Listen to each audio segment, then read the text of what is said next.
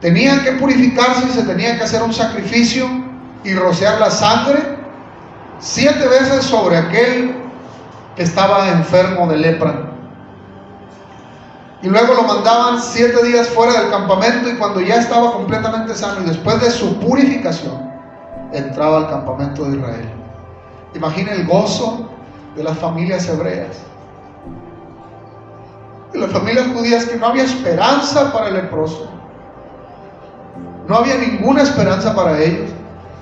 Pero sí había una oportunidad si se apegaban al plan de Dios. Había una oportunidad si acudían al sumo sacerdote y si hacían las cosas como Dios determinaba. Había una oportunidad para aquel leproso. Su vida no acabaría allí en las cuevas, su vida no acabaría allí, sino que en la ley del Señor estaba establecido que tenía una oportunidad aquel que había sido contagiado con lepra. Pues esto llegó a oídos de Naamán. Allá en la otra nación, a lo lejos, estaba una criada de él, hebrea, gloria a Dios, que conocía la ley de Israel, que conocía la misericordia de nuestro Dios, que conocía el poder sanador de Dios y conocía la autoridad del profeta Eliseo. Y esa sierva le dice a Naamán: vaya mi señor allá a la casa de mis padres y busque al profeta Eliseo para que él lo cure, para que él lo sane.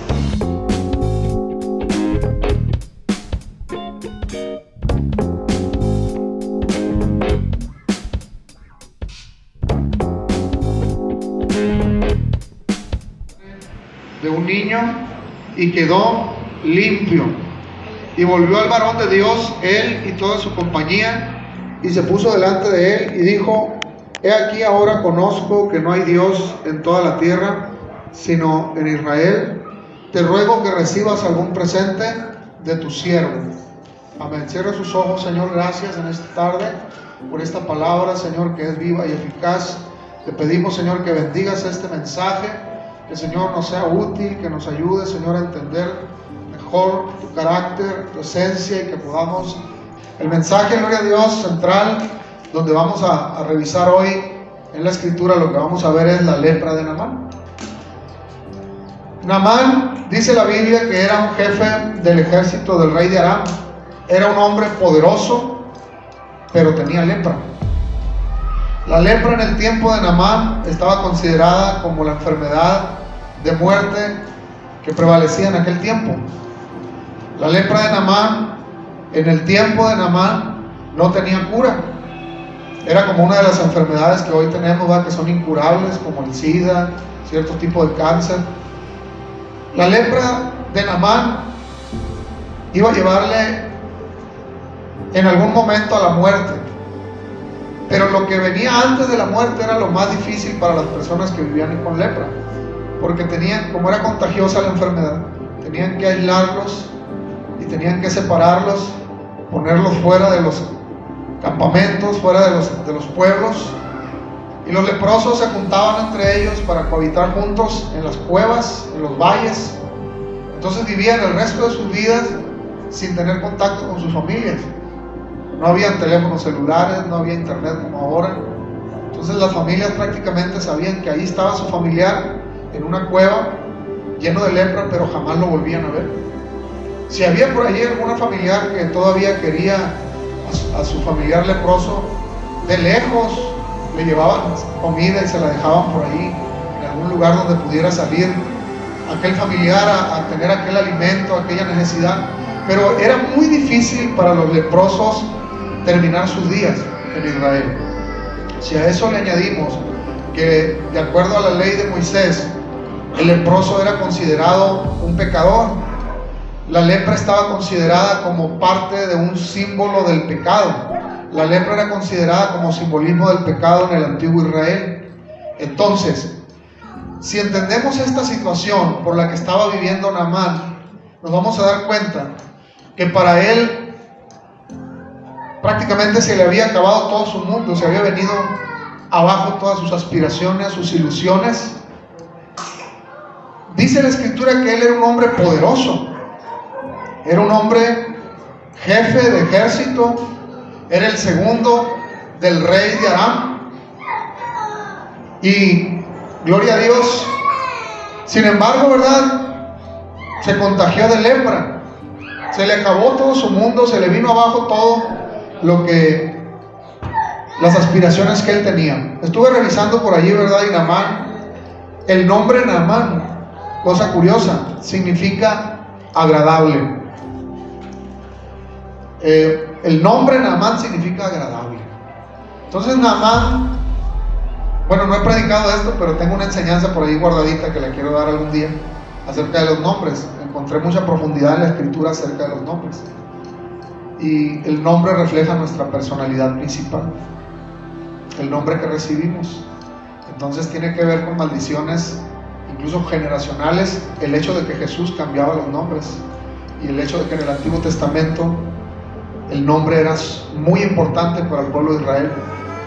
Entonces los nombres de la Biblia tienen significados, y cualquier nombre de nosotros tiene significados, y los analicé todos los de esta iglesia, y exactamente el nombre suyo es su personalidad. Entonces tiene mucho que ver cuando los padres escogen nombres para sus hijos, que tengan criterio y cuidado de qué nombre le están poniendo a su hijo o a su hija, porque prácticamente el nombre representa la personalidad de aquel niño que va a crecer. Y si aquel niño crece con una personalidad que nosotros se la definimos en el nombre, pero esa personalidad la hace fuera del Señor, se le viene en maldición el nombre. En lugar de ser bendición, lo va a aplicar pero en maldición. ¿Por qué razón? Porque va a estar sirviendo a Satanás, no a Dios. Entonces nuestro nombre habla mucho de nuestra personalidad y de nuestras convicciones para que nosotros podamos servir a Dios. Pero ese no es el tema, ese tema se lo doy después. Gloria a Dios. Lo que estoy diciendo es que Naamán significa el hombre agradable. La personalidad de Naamán era un hombre agradable, era un hombre que caía bien. A pesar de ser jefe del ejército, a pesar de que tenía una responsabilidad muy alta en el reino de Aram, de todas maneras, Naamán no era de esas personas jactanciosas, no era soberbio. No dice la Biblia que era ese tipo de personalidad. Era un hombre agradable ante los ojos de los demás. Era un hombre simpático, era un hombre carismático, era un hombre que tenía tal vez en su rostro dibujada una expresión de alegría, una expresión de cordialidad para con los demás. Era un hombre amable, atento, era agradable, hermano, gloria a Dios. Que es agradable, que simplemente te cae bien con su sola presencia, te agrada estar con él, te agrada estar con aquella persona. Ese era Naamán. Sin embargo, de pronto viene la lepra a su vida. Ahora imagine la situación de un hombre que era agradable, de un hombre que tenía muchos amigos, de un hombre que tenía muchas riquezas, porque dice la Biblia que llevó un tesoro enorme para el profeta. Todo eso tenía Naamán en el imperio de Aram, en el reino de Aram. El rey lo quería mucho. El rey mandó una carta, el rey de Asiria mandó una carta al rey de Israel para que recibieran a Naamán, el principal de su ejército, para que por favor el profeta lo sanara. Incluso la Biblia habla, ¿verdad?, cómo el rey de Israel hasta se asustó con esa encomienda. ¿Cómo es posible que el rey, que siempre ha estado en pleito contra nosotros, ahora me escribe esta carta y me diga que reciba a Naamán y que se lo mande a mi profeta para que lo sane? Y no lo podía entender el rey de Israel. Pero cuando el profeta de Dios se dio cuenta, manda a decir a su sirviente, manda a decirle al rey: recíbelo, no hay problema, envíalo a mí, que ya Dios tiene preparado algo para este hombre. Porque los planes de Dios son perfectos para nosotros, hermanos. ¿Cuántos dicen amén? A donde yo quiero llevarle es a la situación que estaba viviendo Naamán. Por un momento póngase a pensar que usted tiene una situación parecida, donde tenía todo y donde usted era feliz, donde parecía que tenía un futuro próspero, un futuro agradable, donde tenía familiares, amigos, donde había bendición tras bendición. Y de pronto se acabó todo eso. De la noche a la mañana se contagió de lepra. y tuvo que vivir el mismo proceso que todos los leprosos, exiliado, separado, dejó de tener personas que lo amaban, quizá hubo más de uno que lo aborreció, que lo despreció. Imagina aquella situación en el corazón de un hombre agradable, un hombre que amaba a todos, un hombre que tenía un corazón noble, pero ahora estaba en una situación de dolor, de tristeza, porque estaba padeciendo los estragos de aquella enfermedad de la lepra. Cuando vemos en la escritura que Naamán llega con el profeta, Eliseo le manda a su siervo, a Giezi, y le dice que lo encuentre y no lo deje subir a la montaña, que le diga simplemente que baje a las aguas del río Jordán y que dentro de las aguas se lave 7 veces. Eso significa 7 zambullidos en el agua, 7 veces. Algunos estudiosos de la palabra de Dios dicen que el Señor mandó que se zambulliera 7 veces porque eran 7 los pecados de aquel hombre, y de ahí sacan lo de los pecados capitales, pero no coincide con la personalidad de Naamán. Yo más bien creo que era un simbolismo lo que el Señor quería dejarnos, porque la Biblia habla mucho del número 7 y siempre es el número de Dios. Por ejemplo, los 7 espíritus que están delante de la presencia del Señor, ya lo hemos predicado, lo hemos hablado, gloria a Dios. Los 7 días de la creación de Dios, 6 días creó el Señor y el 7º día lo descansó. Las 7 columnas de la sabiduría, alguna vez prediqué de eso también, no sé si recuerdan. Son simbolismos de Dios. El Señor utiliza esos simbolismos porque hay algo en los misterios del Espíritu que solamente Él sabe por qué lo está decretando de esa manera. En el mundo espiritual algo está pasando, algo está ocurriendo. A Naamán se le dio la orden de que 7 veces tenía que ser sumergido en las aguas del río Jordán, y en las 6 veces no sanó, pero en la 7ª vez sanó. En algún momento escuché también, ¿verdad?, que la lepra se componía de 7 enfermedades diferentes sobre la piel, y que se ha logrado erradicar la lepra porque se atacó alguna de esas enfermedades. Por eso no existe la lepra hoy en día. Eso, de ese dato nada más lo escuché alguna vez, no lo corroboré. Pero la realidad es que la Biblia dice que a Naamán se le dio la orden de entrar y lavarse 7 veces en el río Jordán. Solamente así podía ser sanado de su lepra. Y usted mira ahí la Biblia, ¿verdad?, que Naamán se molestó mucho porque dijo: vengo desde lejos, ¿cómo es posible que no me quiera recibir este profeta? Yo que le traigo presentes, regalos, le traigo oro, plata, le traía unas como túnicas, le traía unas mantas muy elegantes, gloria a Dios, al profeta. Y no quiso recibirlo. Le dijo: ve a las aguas del río Jordán. Entonces los criados de Naamán le hacen entrar en razón y le dicen: vaya y lávese, que ya estamos aquí, pues hágalo, gloria a Dios, gloria al Señor. Por eso no es bueno enojarse tanto, hermanos, como Jonás. Jonás se enojó tanto, gloria a Dios, dice la Biblia, que Jonás se enojó tanto, dice, gloria a Dios, que hasta la muerte deseaba. Entonces no es bueno enojarnos, hermano. A veces es bueno calmarnos un poco, tranquilizarnos y saber que cometemos imprudencias, fallas, y tranquilo, y vuelve uno al camino, y hasta uno es capaz de pedir perdón o algo, y las cosas siguen en el curso que Dios quiere que aprendamos, amén. Y qué bueno que tuvo ahí a los criados que le hicieron entrar en razón. Le dijeron: no, loco, pues seguimos de tan lejos, ya estamos aquí, hay que bajar las aguas del río Jordán. Y Naamán bajó, se zambulló 7 veces, y dice la Biblia que cuando salió la 7ª vez se le quitó su lepra. Y él fue agradecido con el profeta. El profeta descendió de la montaña, se encontró con él. Naamán le da los presentes. El profeta le dice: no los quiero, regrésate, porque, gloria a Dios, pues la salvación, el hecho de que Dios nos libre, de que Dios nos salve, eso es gratis, hermano. El agradecimiento es una consecuencia en la vida de las personas que son agradecidas, quieren agradecer. Pero dice la Biblia que Naamán se va contento, va con sus presentes, y el criado del profeta le dice: va y lo alcanza, y le quita algunas cosas de los del presente. Cuando el profeta tiene la revelación de lo que ocurrió, le dice: por lo que hiciste, ahora la lepra de Naamán te quedará a ti para siempre y a tu descendencia. A mí me llama mucho la atención cómo lo dicen los profetas, porque aparentemente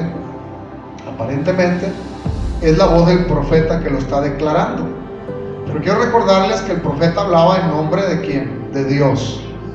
Entonces Dios era el que hablaba al profeta, y el profeta solamente era el portador del mensaje. Realmente el que condenó al criado fue Dios, no el profeta. Y eso muchos hermanos a veces lo malentienden. Cuando a veces alguien dice, te va a pasar esto si sigues haciendo aquello. Dios a veces, hermanos, determina para el hombre que hagamos las cosas en orden, que hagamos las cosas bien. Cuando no lo hacemos de la manera que al Señor le agrada, eso va a tener consecuencias. Y en el camino de Dios esas consecuencias incluso son consecuencias que nos pueden costar la eternidad. La eternidad. Un asunto tan simple que era para nosotros, pero no quisimos hacer caso en cuanto al orden de Dios. Un día el Señor nos va a llamar a cuentas, y entonces si usted se desvía, si usted se extravía, si usted se pierde del propósito que Dios quería para usted, el Señor le va a reclamar un día y le va a decir, te desviaste, te extraviaste, yo quería usarte, yo quería algo para ti. Y no va a haber excusa, hermanos, que valga allí delante de la presencia del Señor. No va a haber ninguna excusa. Ahí solamente van a estar aquellos que van a entrar al gozo de la salvación para siempre. Pero esa salvación se busca hoy, viniendo al servicio. Se busca hoy, meditando en la palabra. No lo tienen que buscar mañana, ni lo tienen que buscar en un mes, ni lo tenemos que buscar en 2 años, ni tampoco cuando el Señor venga. Si el Señor aparece en las nubes, ya no va a haber tiempo para que salga corriendo a leer la Biblia. Cuando el Señor aparezca en las nubes, ya no va a haber tiempo para que usted salga corriendo a orar. Gloria a Dios. No va a haber tiempo para ir a correr a pedirle perdón a un hermano, a una hermana que haya ofendido. No va a haber tiempo. Se aparece el Señor en las nubes y se acabó. Ya no tendríamos tiempo. Alabamos al Señor Jesús. Ahí es donde usted se va a dar cuenta y va a decir, ¿qué hice con mi tiempo? ¿Qué hice con mis días? ¿Los aprovechamos o no los aprovechamos? Entonces la Biblia dice que los que están preparados van a venir con el Señor y van a reinar con Él. Los que hayan preparado su vida en el Señor, los que hayan dedicado su vida, su tiempo, su espacio para amar a Dios por sobre todas las cosas y obedecerle a Él. Alabanzas al Rey de Reyes. La lepra, hermanos, era una enfermedad muy grave que el pueblo de Israel tenía que tener mucho cuidado con ella. Le voy a invitar a leer en Job para que vea que esto está en la Escritura y que no me lo invento yo. Porque también he escuchado eso. Alguien comentó hace algunos meses, y el pastor, ¿de dónde saca esos temas? ¿Creen que me los copio de internet, voz de Cristo? No, hermano, gloria a Dios, no es así. Le pido revelación al Espíritu Santo y todavía sigue hablando el Espíritu. En 2023 todavía está activo el Espíritu Santo, aunque usted no lo cree. Gloria a Dios. Y si lo quiere creer, créalo y va a conocer los milagros, las maravillas del Señor Jesucristo. Gloria a Dios. Alabamos al Señor. En Job, por favor. Para la gloria de Dios. Cuando lo tenga, díganme, por favor. Job capítulo 18, en el versículo 3 dice: la enfermedad roerá su piel y sus miembros devorará el primogénito de la muerte. Todo ese capítulo está hablando de la lepra que le vino a Job, pero dice muy claro, y tomé este versículo porque para no citarlos todos, 18:3, que está hablando de esta enfermedad. La enfermedad roerá su piel, se la va a comer la piel. La lepra de aquel tiempo, la lepra de Naamán, empezaba con una llaga, con un pequeño, una cosa que empezaba a hacerse más grande, como una llaguita, y empezaba a hacerse más grande y más grande en la piel, y empezaba a comerse la piel, a podrirse la piel por la parte de fuera, y por dentro dice que a sus miembros también lo devoraba. Imagínense, hermanos, qué virus tan fuerte y tan agresivo ha de haber sido la lepra, que se comían los miembros del cuerpo también por dentro, internamente. Poco a poco los iba acabando, los iba destruyendo. ¿Cuántos alaban el nombre del Señor Jesucristo? Y lo peor de todo es que era una enfermedad contagiosa. Esto de la enfermedad reciente, gloria a Dios, que no puedo mencionar el nombre, no se puede mencionar en internet ese nombre, pero usted sabe cuál. La enfermedad que nos encerraron 2 años No es algo nuevo. Pandemia y epidemia siempre ha habido en el mundo.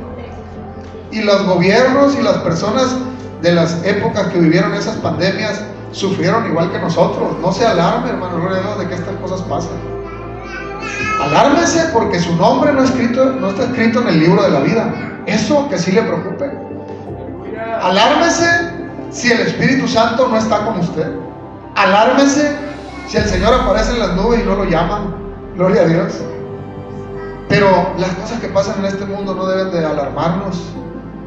Son cosas que nosotros sabemos que son del orden, que a veces incluso hasta Dios lo permite, también por la misma maldad y el mismo pecado de la humanidad, para que se arrepientan, y aún así vemos que no se arrepiente la gente. Estaba viendo hace unos días que parece ser que otra vez en China, parece ser que está otra enfermedad muy parecida. Algunos creen que es una, ¿cómo se dice? Una derivante de la enfermedad. Gloria a Dios. Pero parece ser que viene con más fuerza. No sé hasta dónde sea cierta esa noticia, no la investigué bien, pero si eso fuera cierto, eso no debe de alarmarnos ni debe preocuparnos. Nosotros debemos de estar confiados en el Señor, porque así dice la Escritura, así dice la palabra de Dios. Y para estar confiados en el Señor, tenemos que tener la seguridad de que somos salvos. Alabamos al Señor Jesús. La lepra es un símbolo del pecado en el antiguo Israel, y la lepra era algo tan visible físicamente que deterioraba la piel, se comía el cuerpo. Y entonces el Señor, ¿verdad?, en su infinita misericordia, preparó al pueblo de Israel, y aquí es donde voy a ir desarrollando el tema. Vamos a Levítico, por favor. Fue preparando al pueblo de Israel para esta enfermedad, porque tiene un simbolismo en nuestra vida espiritual. Levítico capítulo 14, en el versículo 2 dice: esta será la ley para el leproso cuando se limpiare, será traído al sacerdote, y éste saldrá fuera del campamento y lo examinará, y si ve que está sana la plaga de la lepra del leproso, el sacerdote mandará luego que se tomen para él, que se purifica, 2 avecillas vivas limpias y madera de cedro, grana y hisopo, y mandará al sacerdote matar una avecilla en un vaso de barro sobre aguas corrientes. Después tomará la avecilla viva, el cedro, la grana y el hisopo, y lo mojará en la avecilla viva en la sangre de la avecilla muerta sobre las aguas corrientes, y rociará, ¿cuántas veces? Rociará 7 veces sobre el que se purifica de la lepra, y le declarará limpio, y soltará la avecilla viva en el campo, y el que se purifica lavará sus vestidos y raerá todo su pelo, y se lavará con agua y será limpio, y después entrará en el campamento y morará fuera de su tienda. ¿Cuántos días? 7 días. Entonces vemos que el profeta Eliseo de alguna manera entendía que él, como también profeta de Dios, estaba ministrando también la parte, ¿verdad?, de la limpieza física, gloria a Dios, y manda, ¿verdad?, así como el sumo sacerdote tenía aquella orden de que 7 veces tenía que rociar aquellas sangres sobre la persona para que sanara de la lepra. Entonces Eliseo manda 7 veces a entrar en las aguas del río Jordán, y después fue limpio. ¿Cuántos alaban su nombre? El Señor es bueno, hermano, gloria a Dios. Entonces el Señor dijo: si hay lepra en Israel, la lepra se puede exterminar, se puede quitar, pero tiene un proceso, tiene una manera de hacerlo, y la forma como estaba establecido era de esta manera. Tenían que purificarse y se tenía que hacer un sacrificio y rociar la sangre 7 veces sobre aquel que estaba enfermo de lepra, y luego lo mandaban 7 días fuera del campamento, y cuando ya estaba completamente sano y después de su purificación, entraba al campamento de Israel.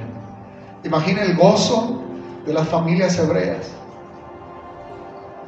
de las familias judías, que no había esperanza para el leproso, no había ninguna esperanza para ellos. Pero sí había una oportunidad si se apegaban al plan de Dios. Había una oportunidad si acudían al sumo sacerdote y si hacían las cosas como Dios determinaba. Había una oportunidad para aquel leproso.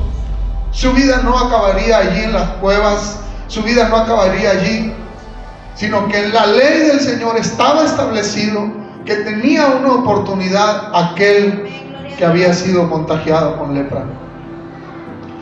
Pues esto llegó a oídos de Naamán.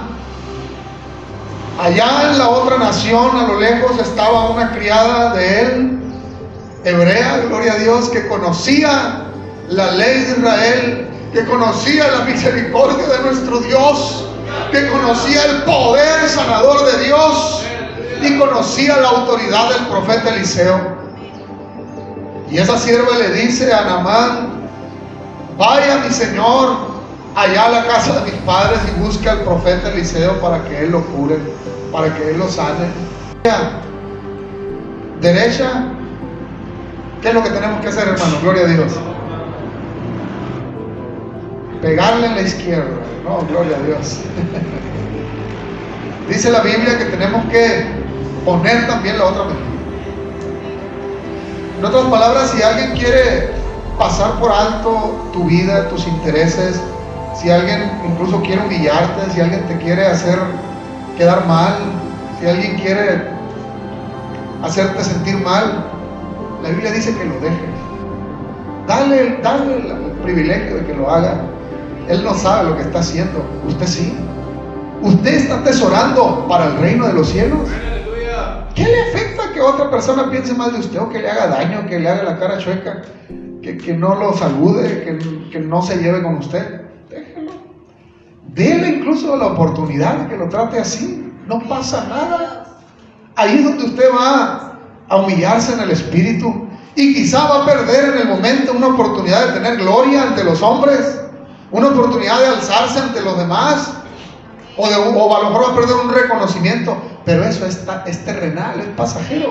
Pero allá en el cielo, allá estamos escribiendo todo nuestro día, el Señor, está escribiendo todos los días nuestras acciones. El Señor no duerme. Por eso debe usted gloriarse de que su nombre esté escrito en el libro de la vida. Oye, aquí es pasajero, no vale la pena, hermano, gloria a Dios. Sea tomado en cuenta o no, sea tenido por digno o no, eso qué importa. Mientras Dios sepa quién es usted, con eso basta. Alabamos al Señor. Pero yo me fijo que la mayoría de los cristianos no piensan así. La mayoría de los cristianos, siendo cristianos aún y buscando al Señor Jesucristo todos los días, se siguen comportando diferente a lo que el Señor Jesús quiere para su iglesia. La mayoría de los cristianos buscan lo suyo propio, buscan sus propios intereses, evitan, gloria a Dios, a las personas, gloria al Señor Jesús. Ya no son serviciales las personas, amables como eran antes. Todo eso es por la maldad se va multiplicando y nos va haciendo más fríos. Todo eso está en la Biblia. Y estamos en 2023, ya casi viene el Señor. Tenemos que estar luchando fuertemente contra el pecado y también contra la frialdad. En este tiempo la iglesia es más vulnerable que nunca. Pero también aquellos que quieran servir a Dios, aquellos que quieran meterse en la llenura de su presencia, esos van a ver la gloria de Dios manifestada antes que el Señor regrese. ¿Cuántos dan gloria al Señor? Aleluya. Porque dice la Biblia que Él es el mismo de ayer y de hoy y por todos los siglos. Él no cambia.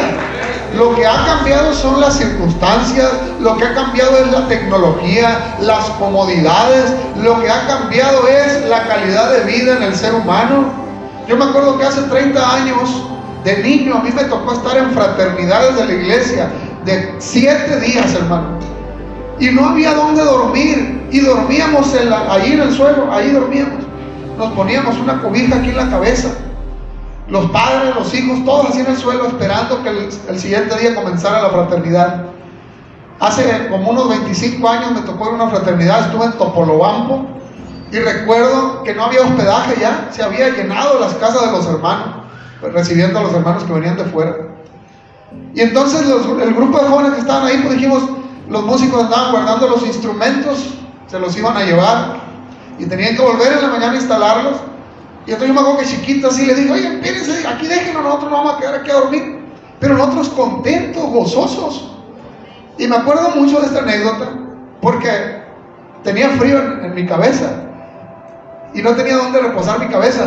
¿Y saben qué fue lo que hice?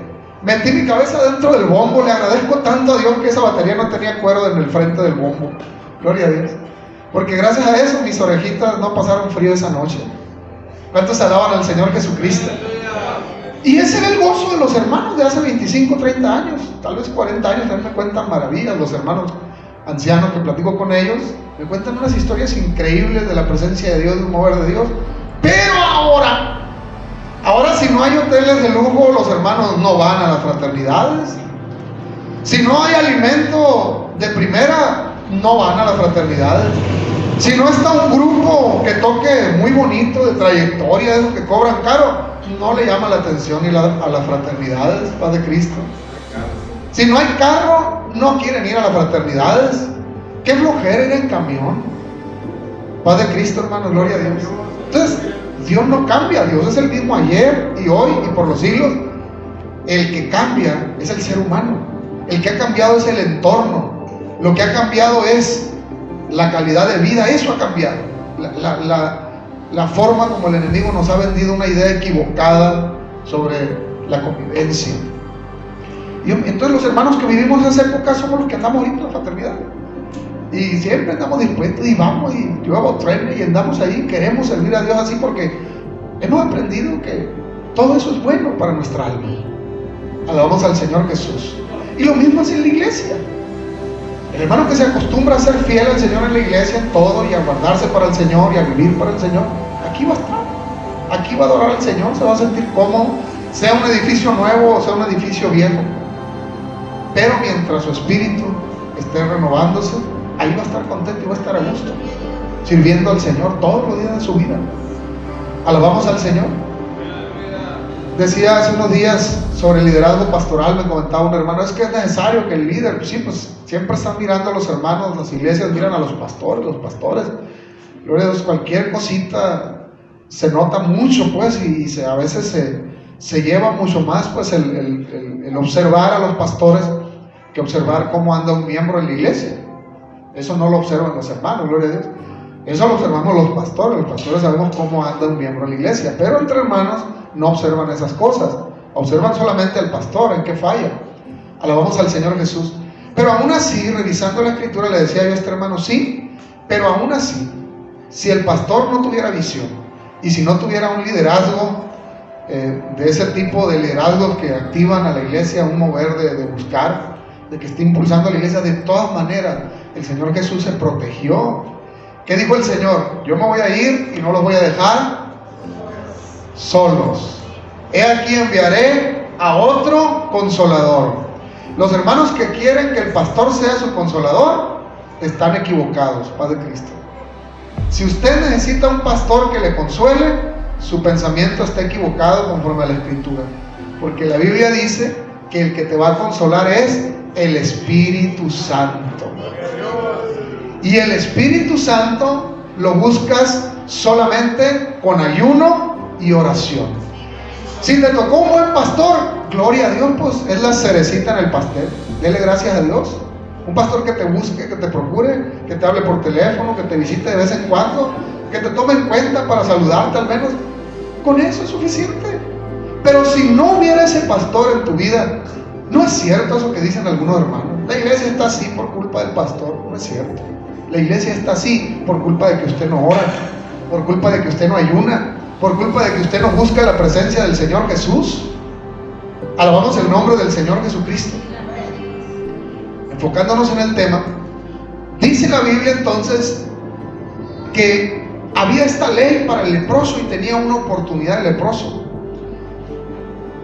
Y dice la Escritura algo interesante que noté aquí, que fue en el río Jordán donde ocurrió todo esto. El río Jordán actualmente es la frontera de Israel con uno de los países árabes.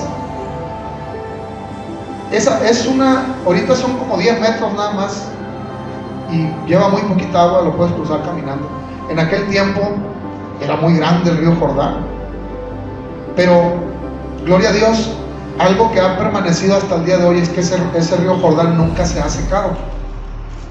Por más poca agua que lleve, siempre está corriendo. Y de tal manera que siempre está corriendo, que se levanta una especie como de arcilla, muy finita, muy suave, que hace que el río Jordán no sea de aguas claras. El río Jordán, usted lo mira, si quiere revisar en internet en imágenes, el río Jordán está siempre con la agua revuelta o con el agua como enchocolatada, así no sé cómo mencionarlo, como sucia, así pues revuelta, de la misma arcilla que va levantando la corriente de agua que lleva el río.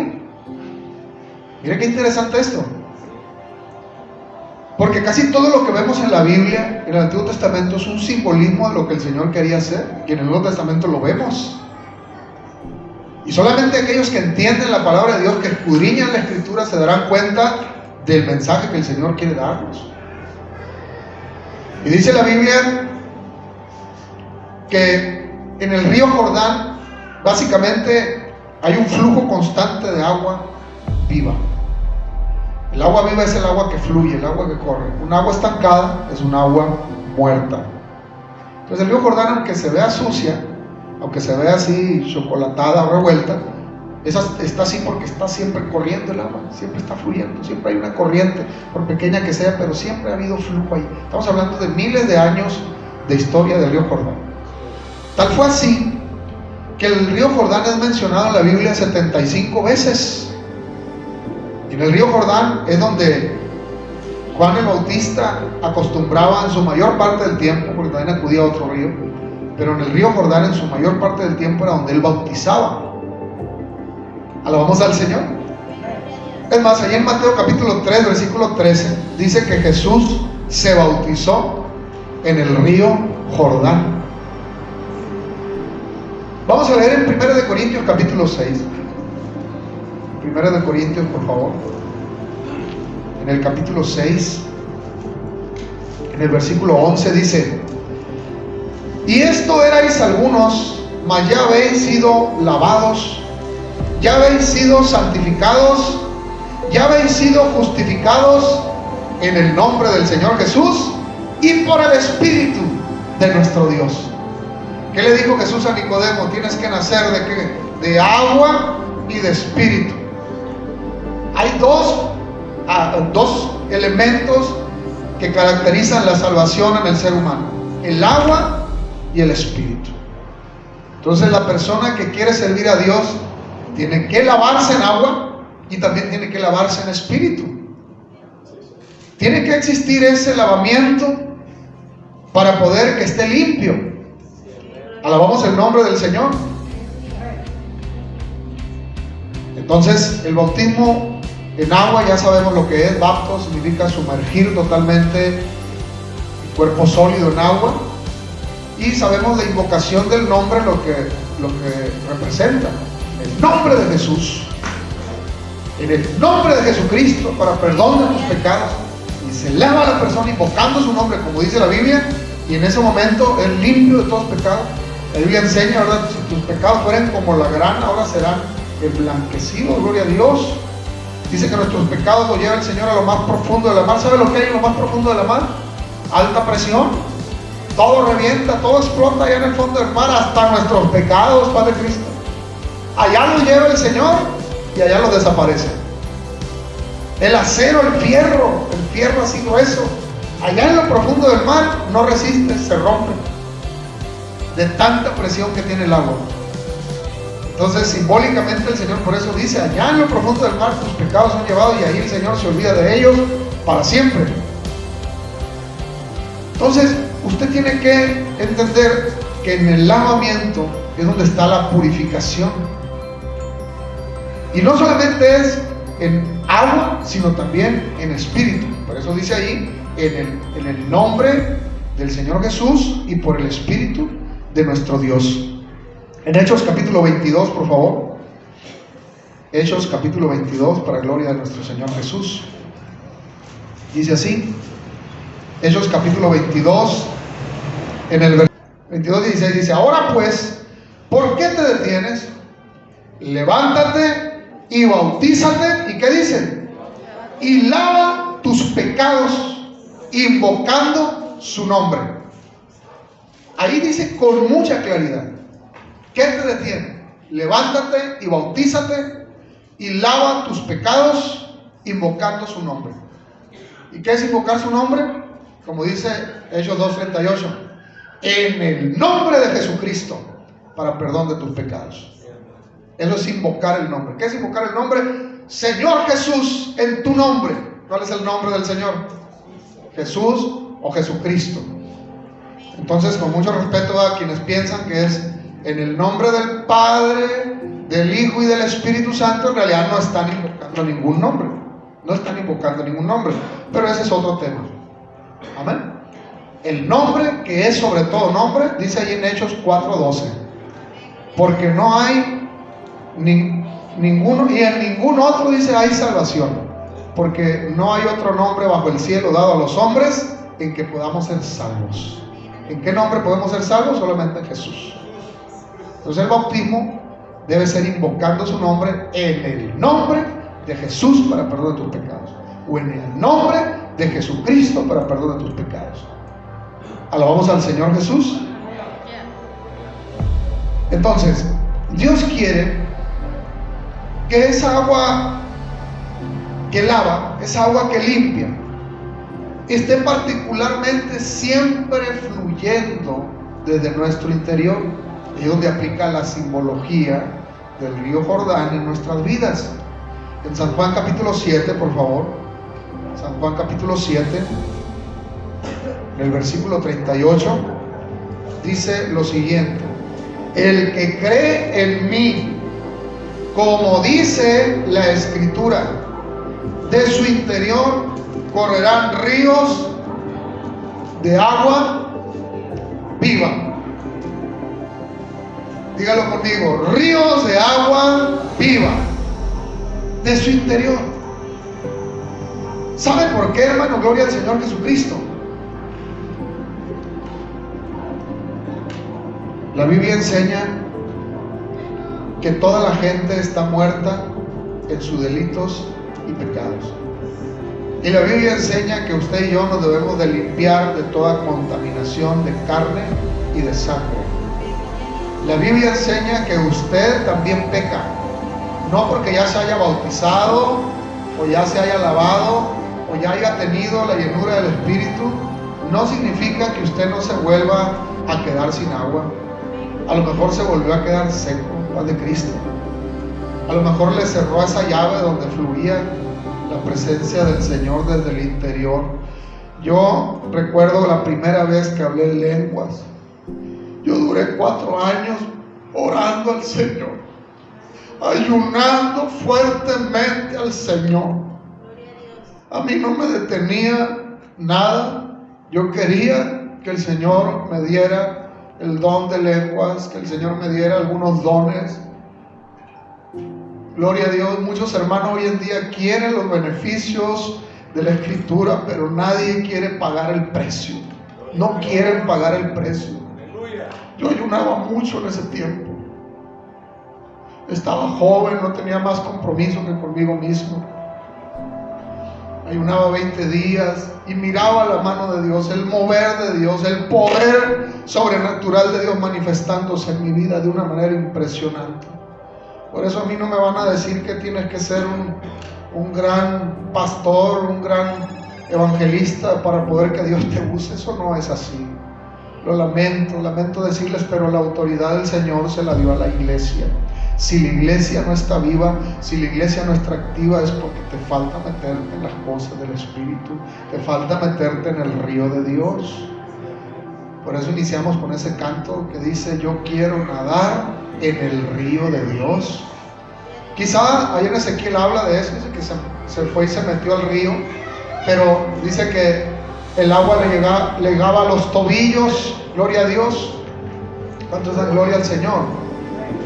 Entonces, hermano, gloria al Señor Jesucristo. Gloria al Señor. ¿Cuántos dan gloria al Señor Jesucristo? La gloria es para nuestro Dios. Hermano, gloria a Dios. Bendito nuestro Señor Jesús. Y cuando el agua, hermanos, te llega, que te tapa, que te puedes sumergir en las aguas, entonces la corriente del agua te va a llevar y va a ser un mover del Espíritu, un mover de su presencia. Amén. Entonces, usted, hermanos, puede orar por su problema. Usted puede orar por su familia. Usted puede estar, ¿verdad?, pidiendo por aquella alma, por aquella visita, para que se arrepienta, para que se convierta. Y el Espíritu Santo le va a respaldar, le va a apoyar al Señor, hermano, gloria a Dios.